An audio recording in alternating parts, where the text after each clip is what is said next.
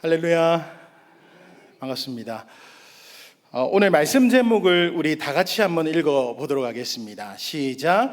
모든 것을 가진 자로다. 아멘. 사랑하는 성도 여러분, 여러분들께서는 모든 것을 가지셨습니까? 아멘이십니까? 우리가 오늘 이 말씀을 통해서 귀한 도전의 시간, 또한 은혜의 시간이 되기를 주님의 이름으로 축복합니다. 여러분, 우리가 부르는 찬양 CCM에 보면 성도의 노래라는 찬양이 있습니다. 그 가사에 보면 오늘 본문 9절과 10절 내용이 나오는 것을 볼 수 있는데, 나중에 따로 말씀드릴 거지만 결론은 그겁니다. 이런저런 취급을 받고 죽은 자로 우리는 여겨지지만 우리 안에 누가 살아갑니까? 우리 안에 누가 계시죠? 그렇죠. 예수님, 성령 하나님 계시죠. 그래서 우리는 결국 예수님 안에서 살아가며 우리의 영혼이 살아있는 존재인 것 동시에 슬픈 사람 취급받을 수 있어요. 있지만 우리는 예수님을 믿는 사람들이라는 겁니다. 아멘. 이것은 변하지 않습니다. 그래서 우리는 절대 낙심할 필요가 없다고 말하는 겁니다. 우리 모두 소망을 가집시다. 아멘.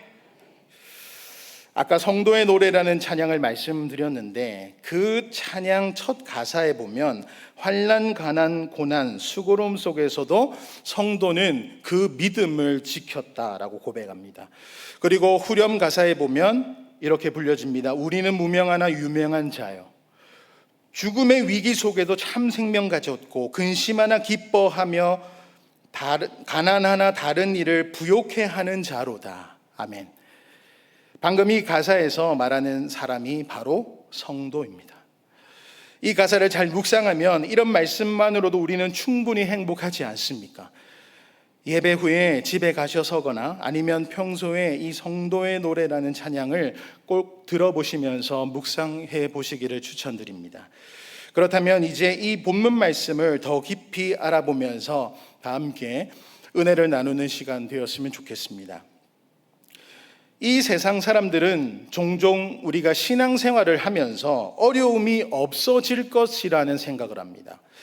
그러나 성경을 우리가 자세히 보면 그리스도인들은 고난 가운데서도 믿음을 어떻게 합니까?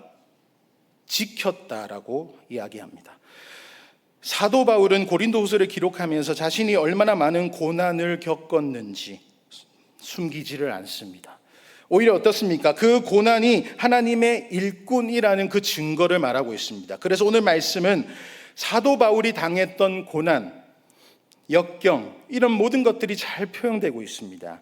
3절부터 보면 직분에 대해서 말씀하고 있는데, 여기에서 사도 바울은 자신의 사역이 진정한 사역임을 말하면서 지금 이 바울 자신이 정말 하나님의 종, 하나님의 일꾼인 증거가 있다라고 이야기하는데, 그게 무엇이냐? 바로 예수님을 위한 고난의 삶이었다는 것을 지금 말하면서 그 고난 가운데서도 예수님을 주님으로 마음 다해 신앙 고백하면서 사는 삶이라는 것을 지금 말하고 있는 겁니다.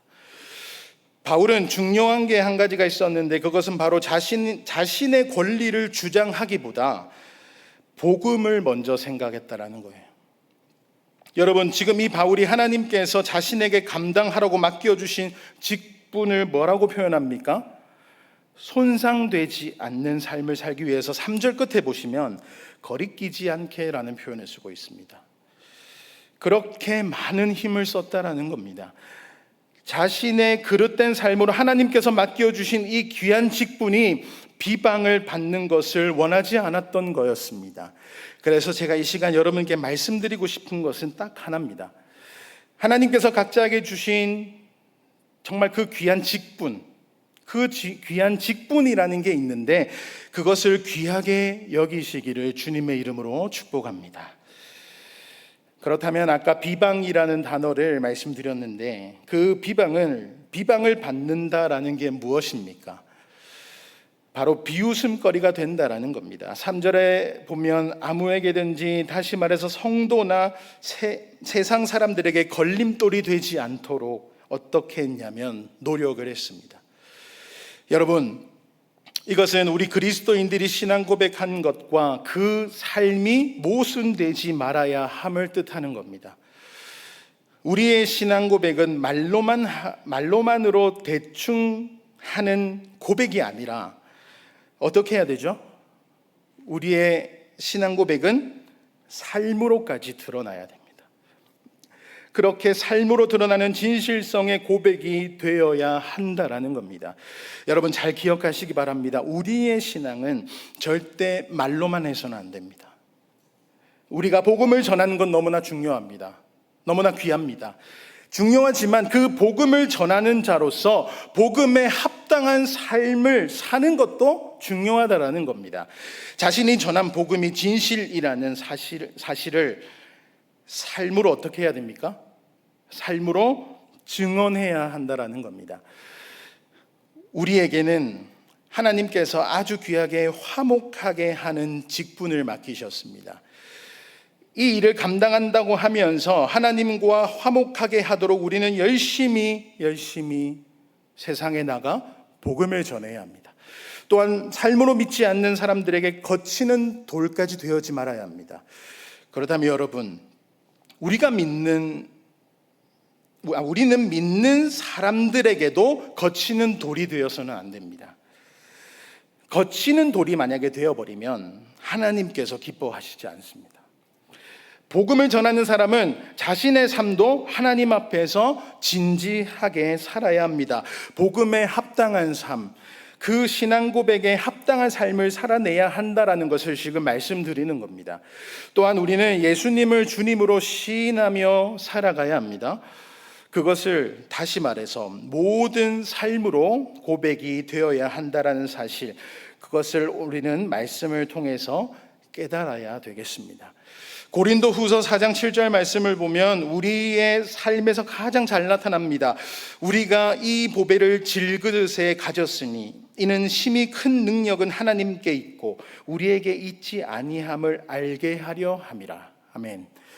여기서 보면 우리는 질그릇이지만 보배를 가진 존재임을 어떻게 해야 한다고 하냐면 증거해야 한다라고 이야기합니다. 예를 들어 보겠습니다. 우리는 삶에서 예수님이라고 하면 우리 반응이 어떻습니까? 예수님 하면 너무 좋습니다. 그렇죠? 이 좋음을 말로만 하는 것이 아니라 실제적인 그 삶으로서의 증거, 삶으로 나타내는 것이 중요하다라고 지금 말씀드리는 거예요. 그러면 오늘 본문 4절에 다시 보면 많이 견디는 것을 말씀하면서 어떻게 표현합니까? 환난, 궁핍, 고난, 매맞음 등등 이렇게 고백하고 있습니다. 많은 고난을 지금 계속해서 언급합니다. 4절과 5절에도 보면 모든 일에 하나님의 일꾼으로 자천하여 라고 말하고 있는데, 쉽게 말해서 지금 많은 고난을 겪었다라는 거예요. 4절에 보면 많이 견디는 것 말씀하고 있습니다. 이것은 혹독한 고난 속에서 자신에게 주어진 직분, 그것을 잘 감당하는 삶을 살았음을 잘 보여주고 있습니다. 그러면 여기서 6절에 오래 참음이라는 단어도 보면 고린도 후서 12장 12절에 보면 사도의 표가 된 것은 내가 너희 가운데서 모든 참음과 표적과 기사와 능력을 행한 것이라, 이와 같이 이야기를 하고 있습니다. 그렇다면 이 시점에서 4절부터의 중심으로 오늘 본문에서 나오는 역경들을 정리해서 한번 살펴보겠습니다. 첫째, 환난입니다. 먼저 환난이 일어나게 됩니다. 이곳은 환경 속에서 달하는 그런 고통입니다. 주님께서 말씀하신 대로입니다. 주님께서 뭐라고 말씀하셨죠? 요한복음 16장 33절에 보니까 이것을 너희에게 이르는 것은 너희로 내 안에서 평안을 누리게 하려 함이라. 세상에서는 너희가 환난을 당하나 담대하라. 내가 세상을 이기었노라. 사도행전 14장 22절도 보겠습니다. 그 하반절에 보면 또 우리가 하나님 나라에 들어가려면 많은 환난을 겪어야 할 것을 말씀하셨습니다. 바울도 바나바와 함께 더베로 가서 복음을 전했을 때 제자들에게 하나님의 나라에 들어가려면 많은 환난을 겪어야 한다라는 것을 말했습니다. 그러면 이어서 둘째, 궁핍이 일어납니다. 날마다 삶 가운데서 겪는 어려움입니다. 고난이 있습니다. 막다른 골목에 몰린 상태, 너무나 좌절할 수밖에 없었던 상태, 그런 상황이었습니다. 아주 힘이 듭니다. 어렵습니다. 그리고 5절에 보니까 몇 가지 맞습니다. 11장 23절에서 25절에 보면 옥에 갇히기도 하고 유대인들에게 매도 수없이 맞고 여러 번 죽을 뻔하였다까지 표현합니다. 지금 이 매맞음 다음에는 셋째, 갇힘입니다. 옥에 갇힌 것이었습니다. 난동이 일어납니다. 그 다음에는 수고로움까지 있었다 이야기합니다. 그냥입니까? 아닙니다. 많이 수고했습니다. 그런데 중요한 것은 처음에도 말씀드렸지만 그런 상황 가운데서도 성도는 그 믿음을 지켰다라는 겁니다. 우리는 이래야 합니다.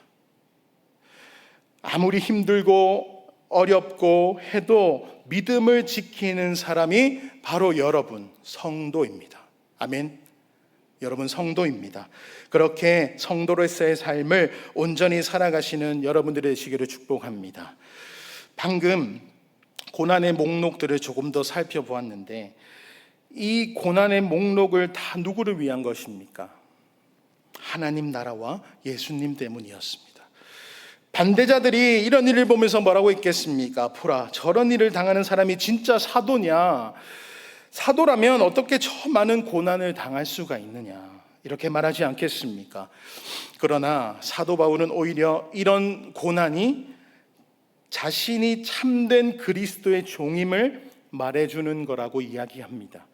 이런 이야기 가운데 어떤 삶을 살았기 때문입니까? 이 목록이 6절과 7절입니다. 6절부터 보니까 깨끗해졌습니다. 정결하고 그 동기가 깨끗합니다. 그 목적이 하나님께 합당합니다. 이기심이 없습니다. 자신의 욕심을 위해 하는 것이 아니라 하나님의 크신 은혜에 감사함으로 하고 있습니다. 여러분, 이것이 바로 하나님께 구별된 하나님의 사람으로서의 삶입니다. 더 볼까요? 지식이 넘칩니다. 하나님으로부터 주어진 진리의 지식입니다. 예수님 안에 있는 지식입니다. 그뿐입니까? 오래 참습니다. 다른 사람의 완고한 마음과 어리석은 생각을 참는 겁니다. 그리고 자비함, 그리스도의 사랑을 표현하는 삶입니다. 그리스도의 은혜로 실제로 증거하는 삶인 것이죠. 성령님의 감화, 성령님의 열매로 맺어가는 것들, 거짓이 없는 사랑, 진리의 말씀, 계시된 복음의 진리, 바로 구원의 복음입니다. 하나님의 능력 안에 하나님의 능력을 의지하여 삶을 살아가는 것입니다. 이런 삶은 어떤 의미를 갖게 될까요? 바로 지금 바울 자신이 예수님을 주로 신앙 고백하며 하나님의 참된 일꾼으로 살고 있다라는 그 증거의 의미가 됩니다. 그러나 두 가지는 병행이 되어야 합니다. 4절과 5절 같이 그리스도를 위한 고난이 있고, 그런 가운데서도 방금 말씀드린 6절과 7절 같은 삶이 있어야 합니다.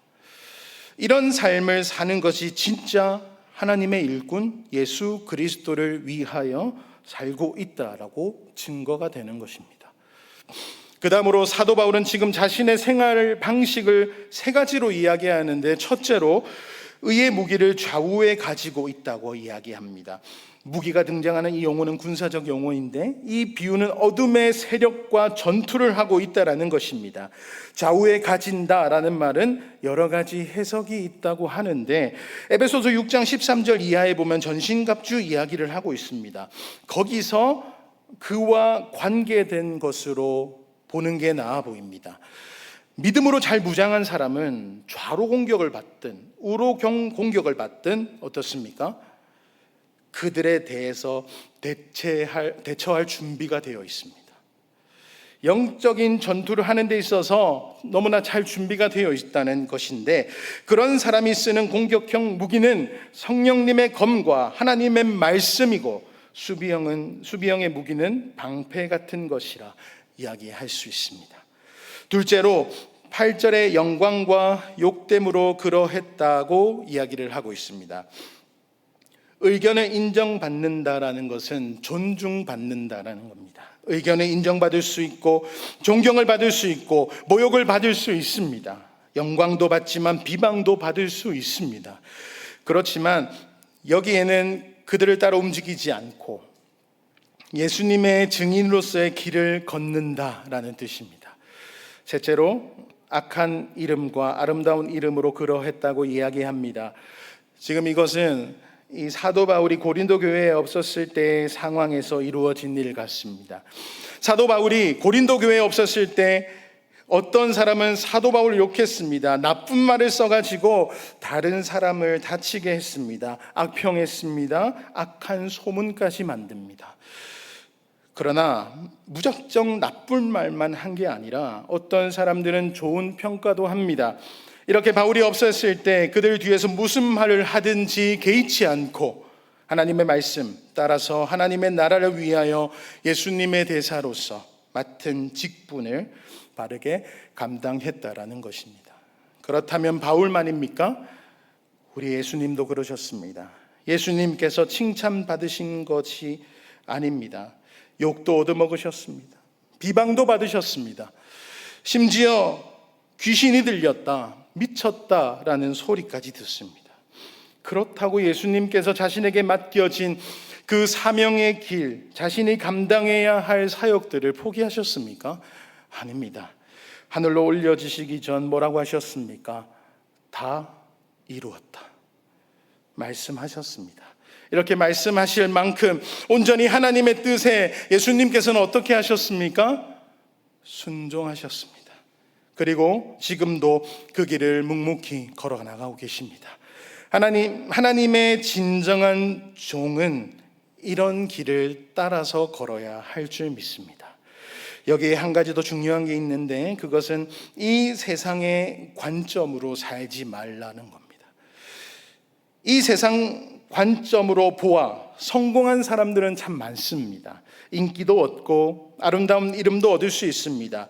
그것을 바라보면 너무나 행복합니다. 좋아 보입니다. 그러나 하나님을 섬기는 믿음의 삶에서는 실패할 수 있습니다.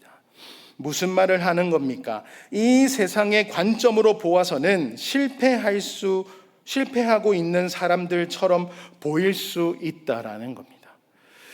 그렇기 때문에 교회에서는 이 세상의 관점을 가지고 판단해서는 안 된다고 가르칩니다. 중요한 것이 무엇이냐? 그 사람이 하나님을 기쁘시게 하고 하나님의 영광과 교회의 유익을 위해서 자신을 드렸는가? 그거를 보는 겁니다. 이어서 마지막 9절과 10절 우리 그리스도인의 삶을 말씀하고 있습니다. 그것은 우리 그리스도인의 삶의 모습이 또한 되어야 하는데 너무 중요합니다. 이것은 이 세상이 보는 관점이나 가치관으로 보는 그런 방식이 아니라 하나님 나라의 관점으로 보는 방식입니다. 이 세상에 하나님을 모르는 사람들에게는 무명한 자가 되었습니다. 본래 바울은 바리새인으로서 동족들에게 주목받을 수 있는 위치에 있었습니다. 그러나 바울이 예수님을 전함으로써 그는 이 세상으로부터 무시를 당합니다. 그러나 디모데후서 2장 19절에 보면 주께서 자기 백성을 아신다 이렇게 이야기를 하는데 하나님께서 알려주는 사람이 되었던 것입니다. 세상은 몰라도 하나님께서 알면 됩니다. 그렇죠? 세상에 너무 치우치지 마십시오. 우리 모두 하나님 바라봅시다. 하나님 바라봅시다. 바울은 하나님 나라에서 유명한 자로 알려졌습니다. 그 다음 죽은 자 같으나 보라 우리는 살아있고 고린도전서 15장 30절에 바울은 때마다 위험을 무릅썼다라고 고백합니다. 죽은 자 같으나 라는 이 표현은 바울이 많은 고난과 역경, 핍박을 통해서 많은 죽음의 고비를 넘겼던 것이었습니다. 그리고 31절에 보면 나는 날마다 죽는다고 고백하지 않습니까? 그는 이런 심한 고생, 살 소망까지 끊어질 때도 있었습니다. 그러나 결국은 부활의 생명을 가지고 살았습니다. 부활의 생명, 부활의 능력을 가지고 살았습니다. 이게 바로 은혜입니다. 계속 볼까요? 징계를 받는 자 같으나 죽임을 당하지 않았다고 합니다. 징계는 하나님께서 하나님의 자녀를 자녀답게 길러가시기 위한 훈련을 하는 겁니다. 그러나 여러분, 지금 말씀에서 뭐라고 합니까? 죽임을 당하지 않았습니다. 왜입니까? 하나님께서 붙잡고 계시기 때문입니다. 우리 하나님께서는 하나님의 자녀인 여러분은 어떤 상황이 와도 포기하지 않으십니다. 인생이 힘들고 지쳐 하나님이 보이지 않고 낙담할 때, 그런 고난을 주셔도 우리 하나님께서는 무슨 길을 주십니까? 피할 길을 주십니다. 지금 이것을 합력하여 선을 이루어 가시는 하나님의 작업이셨습니다. 그럼 마지막 10절에 근심하는 자 같으나 항상 기뻐하고, 여러분 항상 기뻐하고 있습니다. 때로는 근심할 수밖에 없는 상황이었습니다. 바울조차 고린도 교회를 보고 애통하는 마음을 가졌습니다. 고린도 후서 11장 28절에 보면 뭐라고 하면 교회를 위하여 염려하는 가운데 살았다라고 고백하지 않습니까? 세상의 염려가 아니었습니다. 그러나 어땠습니까? 오히려 그는 기뻐하고 있습니다. 바울은 감옥 속에서도 찬양합니다. 우리의 지식과 생각으로 이해가 되십니까? 빌립보서 4장 4절에 이렇게 말씀합니다. 주 안에서 기뻐하라. 내가 다시 말하노니 기뻐하라. 지금 감옥에서도 기쁨을 누리고 있습니다. 여러분께 묻고 싶습니다. 여러분들은 주님으로 인해서 기뻐하십니까? 아멘이십니까? 정말 나의 삶이 매 분초마다 정말 하나님을 기뻐하시는 삶을 살고 계시는지, 문자적으로가 아니라 정말 주님으로 인해 행복하고 예수님만을 더 사랑할 준비가 되어 계시냐는 겁니다. 주님을 진정으로 만나셨다면 아무리 험난한 고난이 온들 기뻐할 수 있습니다. 아멘. 이것이 성도의 비밀입니다. 이런 체험이 여러분 삶 가운데 있으시기를 축복합니다. 10절 중반부에 가난한 자 같으나 많은 사람을 부여하겠다고 합니다. 세상 재물의 관점을 볼 때는 빈곤한 겁니다. 그러나 다른 사람들에게 영적인 부활을 줬습니다. 여러분, 우리가 복음이라는 것은 가장 큰 보화이신 예수 그리스도를 소개하는 것입니다. 예수님은 가장 큰 부요함입니다. 이분을 소개시키는 삶을 살았던 겁니다. 그러면 10절 하반부에 보십시오. 오늘 제목처럼 아무것도 없는 자 같으나 모든 것을 가진 자라고 말씀합니다. 지금 무엇을 말씀합니까? 이 세상의 눈으로 볼 때 집이나 돈, 재물이 없는 것처럼 보입니다. 그러나 하나님을 아버지로 모신 사람이었습니다. 온 세상 만물은 하나님께서 창조하셨고 하나님의 것임을 선포하고 있습니다. 하나님이 주인이십니다. 하나님을 아버지로 모신 사람은 하나님의 상속자입니다. 예수 그리스도와 함께하는 상속자, 하나님의 나라를 기업으로 받습니다. 이게 결국 말씀에서 말하는 오늘 제목인 모든 것을 가진 자입니다. 여러분들께서는 이미 모든 것을 가지셨습니다. 가진 자이십니다. 이 말씀이 얼마나 행복합니까? 말씀을 맺겠습니다. 오늘 이 말씀이 우리 그리스도인의 삶의 길이 어떤 길인지 분명하게 보여주는 길입니다. 여러분 근심하십니까? 항상 기뻐하시기를 축복합니다. 때론 삶이 지쳐 힘들고 가난하십니까? 많은 사람을 부요하게 하시기를 축복합니다. 여러분들은 이미 모든 것을 받은 자임을 오늘 다시 한번 인식하시고 내일부터 주일이 다가오는 그 시각까지 하나님과 함께 믿음으로 교제하시는, 모든 것을 가진 행복한 그리스도인답게 살아가시는 우리 온천제일교회 모든 성도님들이 되시기를 주님의 이름으로 축복합니다.